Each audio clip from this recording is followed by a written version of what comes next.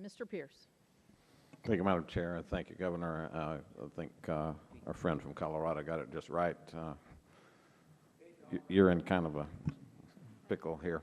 The in your discussion of costs, are the overdraft risks associated? Are they considered at all? The overdraft of the debit cards, are they considered at all in the costs?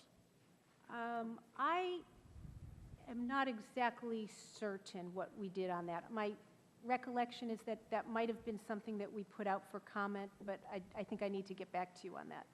Yeah, because I suspect that it's not included, which is going to be, I'm seeing head shakes through the group behind you, which then leads me to the same discussion my friends have been having. How do we get it right if we aren't considering one of the most basic risks that are associated with the debit card? And as I mean, two amazing things happened last year along the campaign trail. The first and most amazing thing is that a publisher of a newspaper gave me a book, a big thick thing called Atlas Shrugged.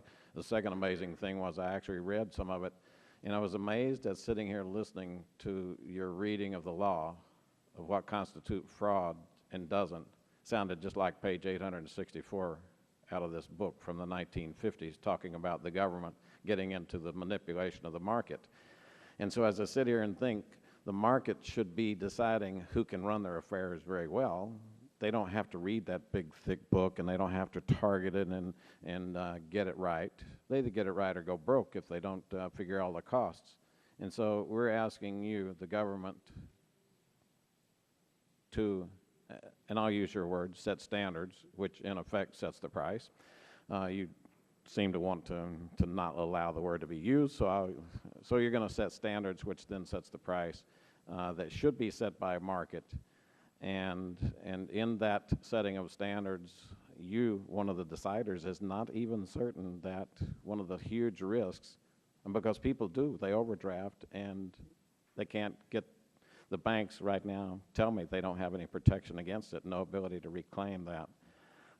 If you got comment, I'd welcome it. I suspect you're just in a pickle. I think, like our gentleman said, I'll quote you the rest of the day, sir.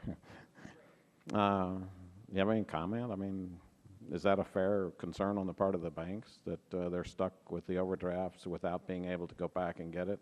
And by the time they take 6 overdrafts in a year, now they have to set up a counseling service in order to talk to the people who are overdrafting so that they might see the wickedness of their ways. And so now the bank's in the business of religion and correcting people from their sins. And so this is what we get ourselves into when we allow the government to run the markets. Well, essentially, I'll go to page 864 and do a close reading of it, but I do want to make sure I answer the question on overdrafts correctly, and we'll go back to the office and get a good reading of that and let you know. You see, my concern is that the Federal Reserve, with all of its expertise in reading the law and threading the needle, my concern is that it's going to come up something like your index on inflation. You declare that inflation went up 1.6% last year, and you've got this tortured explanation of why it only went up 1.6%. But when I read the paper 2 days ago, I see that gas went up 69%, oil 127%, gold 60%, corn 78%, soybeans 43%. And I suspect when we get a standard, it's going to not include many of the risk factors. It's not going to allow businesses to thrive. So we're going to start shutting off customers from access. We're going to unbank more people than we've banked, all in the name of protection of the consumers, which has been arrived at by this reading of the rules that I heard just a couple of times ago when we were talking about the fraud protections and the difficult stuff of getting us right. And with all due respect, I suspect that we're manipulating things to an extent here in Washington that American people know is not correct. They know that they're paying more for food. They know that inflation is happening, but they can't get anyone to confirm it. And they're going to see their cost, their ability to capital increase without understanding why. And the frustration that we're seeing across the America that's causing people to walk around in the streets and complain loudly is going to continue.